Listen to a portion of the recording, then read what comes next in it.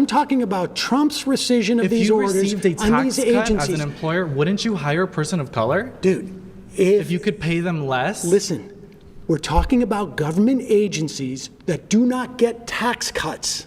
They don't. Government agencies. They don't. No, yes, they do. They absolutely do. I'm talking about every private and public sector gets tax cuts when you hire a person of color. Government agencies don't pay taxes. Government agencies operate are funded by the government. That is not true. That is not true. And you know what? I think the whole juxtapose of this entire conversation. What month is this? This is January. Okay, so we can agree on that.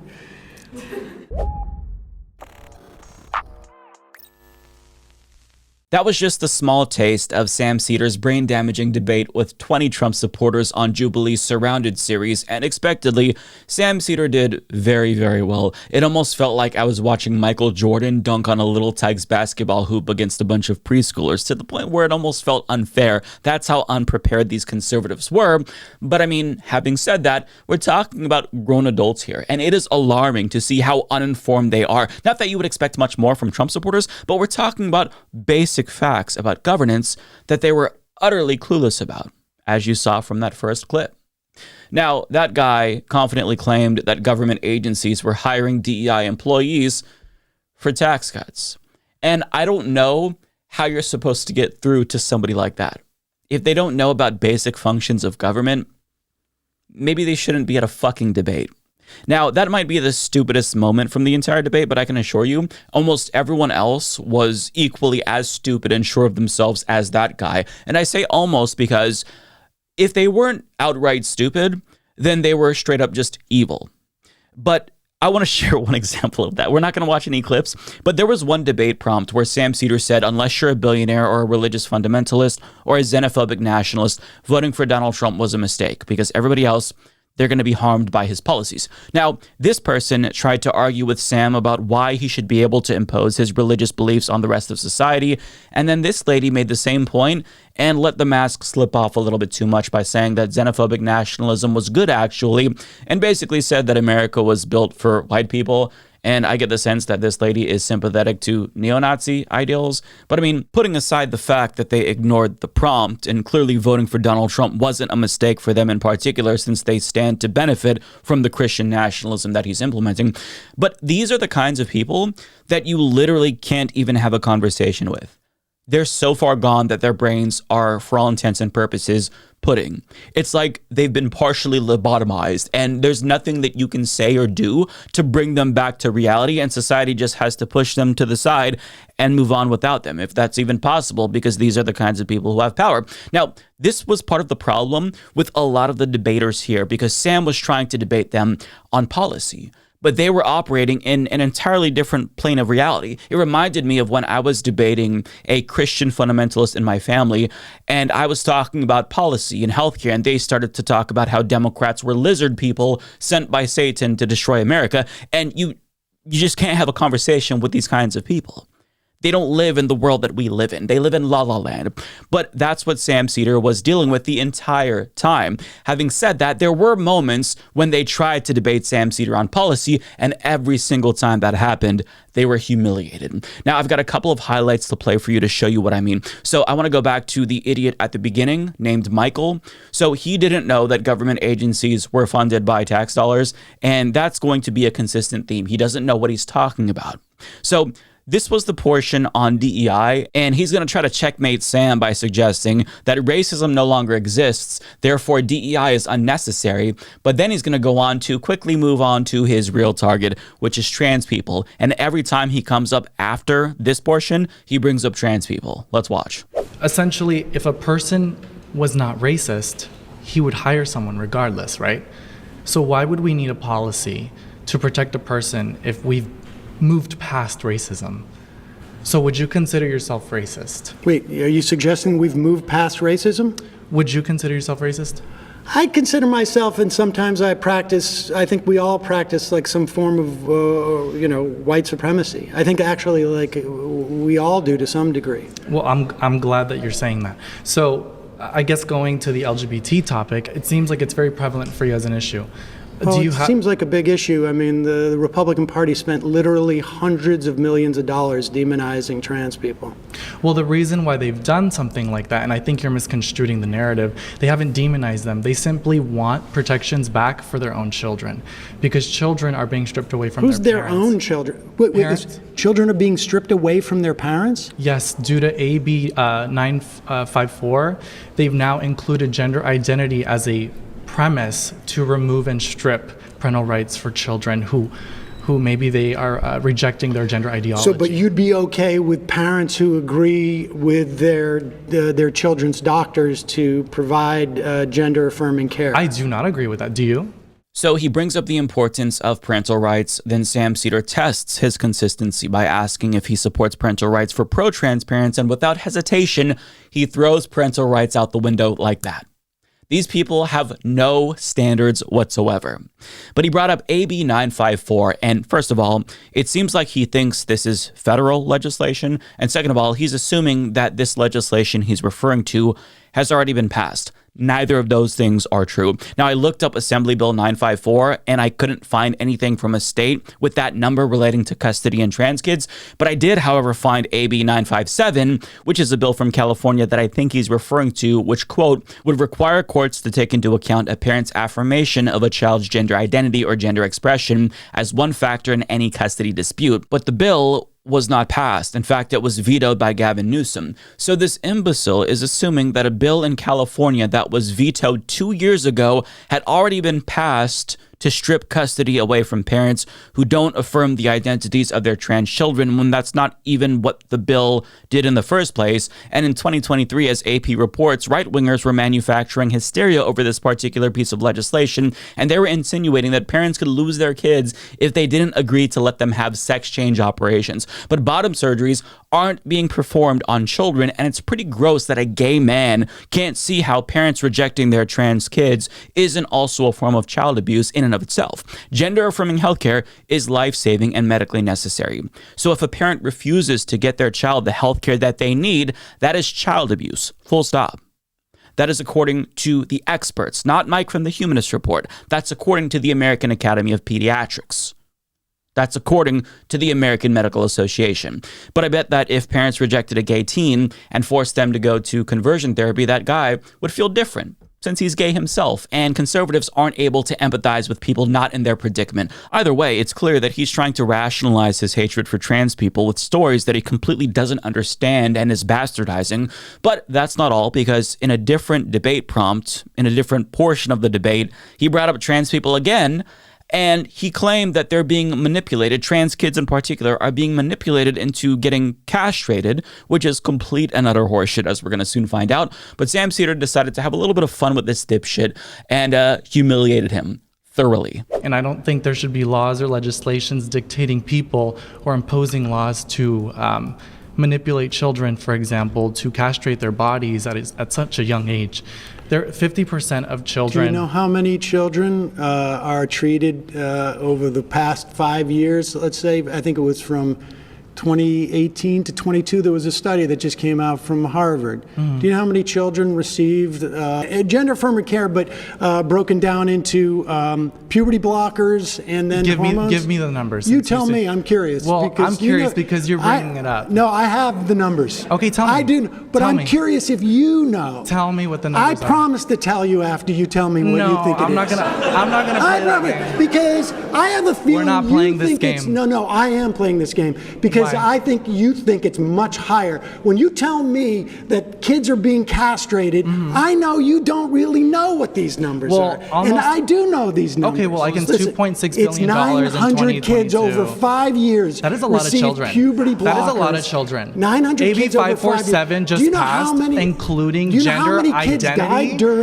identity to allow children to be separated from their parents just due to not affirming their gender identity. I've got to say, it is astounding astounding that this man has the audacity to be so confident and so wrong at the same time. Children are not being castrated, but if you're worried about bottom surgeries on children, let me draw your attention to an irreversible procedure done on about half of male infants. It's called circumcision. Now, this is admittedly old data, but it's still a very common practice, and I wonder why anti-trans people never talk about this. Spoiler alert, it's because they don't actually care about surgeries that are irreversible being done on children. They just hate trans people. And to Sam's point, here's a quote from Landon Hughes of the Harvard School of Public Health per NPR. Quote, "The total number of youth who had any diagnosis of gender dysphoria was less than 18,000, Hughes explains. Among those folks, there were less than 1,000 that accessed puberty blockers and less than 2,000 that ever had access to hormones. We're talking about 0.1% of people under 18. But what about surgeries? Because Michael claimed that trans kids were being castrated. Well, let's find out how often that's happening. Per Harvard Public Health, the study found no gender-affirming surgeries performed on TBD, that's transgender and gender-diverse youth, ages 12 and younger in 2019. This was expected, the researchers said, as current international guidelines do not suggest any medical or surgical intervention for TGD individuals prior to puberty. For teens ages 15 to 17 and adults ages 18 and older, the rate of undergoing gender-affirming surgery with a TGD-related diagnosis was 2.1 per 100,000 and 5.3 per 100,000 respectively. A majority of these surgeries were chest surgeries. When considering use of gender-affirming breast reductions among cisgender males and TGD people, the study found that cisgender males accounted for the vast majority of breast reductions, with 80% of surgeries among adults performed on cisgender men and 97% of surgeries among minors performed on cisgender male teens. In other words, when it comes to top surgeries, more gender-affirming top surgeries are being performed on cis young people than trans young people. So when transphobes and TERFs even bother to cite statistics, they'll claim that trans teens are getting their breasts cut off. And they'll cite numbers about these double mastectomies being performed, but they don't point out that the overwhelming majority of the minors getting this procedure are cisgender. In other words, their entire anti-trans worldview is built on a foundation of lies. They just won't be honest and say that they don't like trans people, so they try to intellectualize their bigotry and cloak it in a phony concern for children when we all know that's nothing more than bullshit.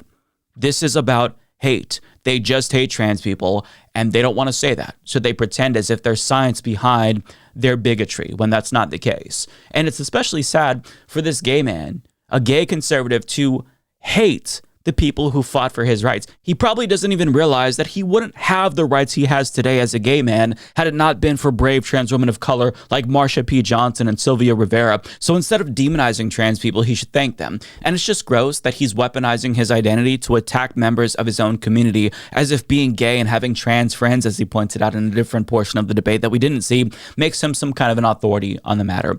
It doesn't, Michael. You're an uninformed dipshit, and everybody can see right through you. You don't know what you're talking about. You're pulling stuff out of your ass. You're misreading articles, and you look stupid. But I want to move on to one more topic, which is Social Security, because one of the conservative troglodytes tried to attack Social Security, and needless to say, it did not go too well for them, because this is Sam Seder's favorite topic, and he knows his shit. So let's watch. What if Social Security should go away? That's my question to you. Because Social Security keeps 2/3 of our elderly out of poverty. And not only does it keep our elderly out of poverty, it's essentially a social insurance program that protects you if at the end of your life you don't have enough money to survive. For right now, do you know that it's also the albatross around our generation's neck? No, it isn't. Okay, so let me just explain this. Well, you're going to go back to lecturing me about Social Security. Well, that's what we're talking about. Social Security. Yeah, Social Security is one of the top 3 funded. Social Security is almost the biggest thing that our government does. Exactly, and we are more than $30 trillion in debt. Well, first of all, Social Security cannot contribute legally to the deficit. Because they don't even account it in the federal deficit every year. That's correct. We have because 30 it's years. Self-funding. When Social Security started in 1936, You have more workers than retirees because people haven't entered into retirement. By 1970, it was at 3.5 to 1. Now it's at 2.5 to 1. But productivity has increased during that time, so the amount of money paid into Social Security has been up there. The reason why we are running out of money just for the trust fund, not for Social Security, like I say, if we do nothing with Social Security now, it is statutorily unable to contribute to the debt. The math is right there.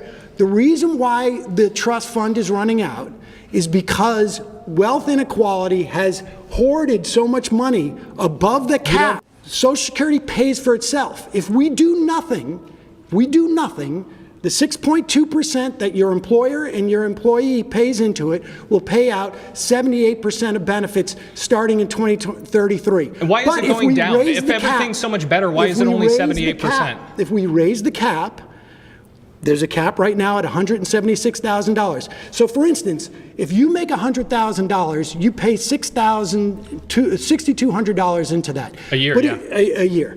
But if you make $4 million, do you know how much money you pay into Social Security? $6,200. And so why should wealthy people pay a higher percentage? No, they should pay the same percentage. Sam, stop. He's dead already. I mean, this was just so brutal to watch. The guy didn't even have a chance against Sam Seder.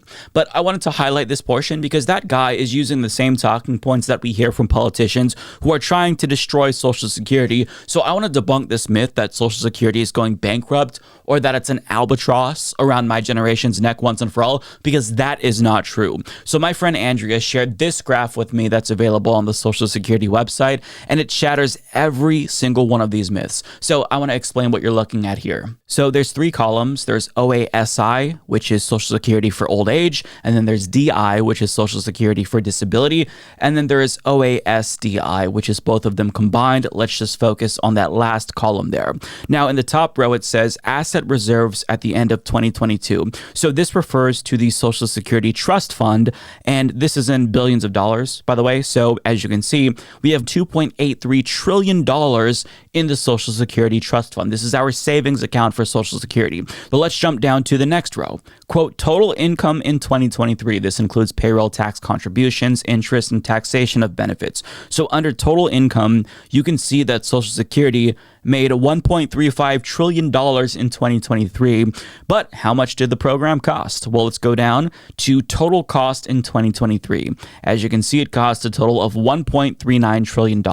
In other words, it was $41 billion shy of fully funding itself in 2023. So since it didn't make enough money to cover the entire cost that year, the $41 billion there came out of the $2.83 trillion in reserves, leaving us with a new total of $2.79 trillion in our Social Security Trust Fund. Now, I'm going to leave this up on the screen so that way you can screen cap this image and share it with your conservative friends and family, because this is why they're saying Social Security is going broke, because we have to dip into our Social Security savings just a little bit each year to pay out full benefits. Now, as Sam Seder said in that video, Social Security is self-funding. So even if we didn't have all of this money saved, the $2.79 trillion, it would still pay out benefits every single year, albeit 73% to 83% of them as opposed to 100%. But if you lift or abolish the cap on Social Security and rich people are forced to pay the same percentage as everyone else, the savings for Social Security, the $2.79 trillion that we have stored away, would explode. And it wouldn't just continue to pay out full benefits for decades to come, it would let us increase benefits for people currently on Social Security. So when you see the numbers laid out like that, it is easy to see how disingenuous the right is being when they say that Social Security is going bankrupt. Social Security is not going bankrupt. But there's a specific reason why politicians want us to think that it is, and Sam Seder lays that out in this next portion. You're insured against eating cat food when you're 65, and it works. It works. No, it doesn't. You should have, well, one, you should have your own personal... How doesn't it work? How doesn't it work? Yeah. Well, I mean, we've already discussed the details of how it is just completely failing as a program. Like, well, how is it failing? Because I'm not going to receive any Social Security I've already benefit. told you right now. I know. I'm not going to rehash out that debate. Well, the main look issue. At the numbers. You've just been told this, and you know why you've been told it? Is because they want to raid it to give tax cuts to rich people. That's why. Bingo. That right there is why they are trying to convince you that Social Security is going bankrupt. But I just showed you the numbers. It's not. There's $2.7 trillion untouched in savings for this program to make up the difference every single year it doesn't fully fund itself. And Wall Street sees that trust fund. They see trillions of dollars just sitting there, and they've been salivating over it for decades. They want it. But that's our money. We paid into this program. It's the most successful social program in American history because we haven't let them put their grubby little hands on it. But if they can cynically get you to think that the program is going bankrupt, they know that then you'll be more open to a solution to save Social Security. But they're lying. And these bootlicking conservatives that Sam was talking to believe these lies to their own detriment.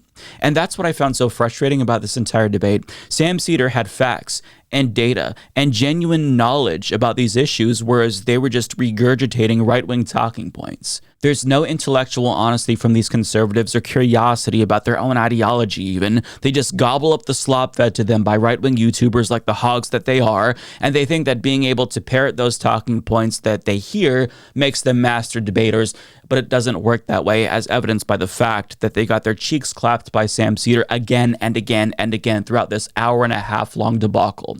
Now, part of the problem is that these people, they can't be won over with facts and logic. And that's especially true for the Christian nationalists that I referenced earlier in this video that we didn't hear from. So, I mean, even though the debate was entertaining and Sam Seder crushed it, I've got to admit, this debate crushed my soul because I genuinely don't think that there's a way to educate or rehabilitate people like this. And they're the type of people running the country right now.